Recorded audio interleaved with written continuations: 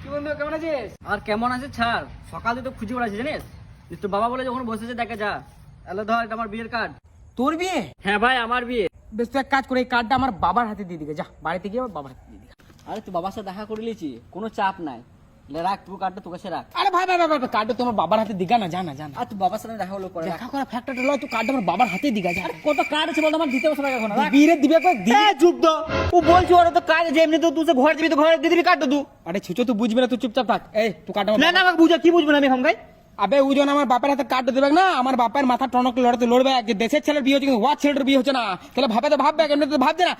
কি করে তার জন্য শুনবে তুই যে কার্ডটা আমার বাপের হাতে দিবি, বারবার বলবি যে তুই আমার বয়সী বেটিস, বরঞ্চ আমার 2 বছর ছোট, আমরা একই ক্লাসে পড়তাম, বলিস ওটা যে তোর বিয়ে হচ্ছে আমার বিয়ে হচ্ছে না, তাহলে ভাবে তো ভাববে। সারাদিন ঘর থেকে বেরিয়ে ঢুকছে, আমার বিয়ের জন্য ভাবছে না।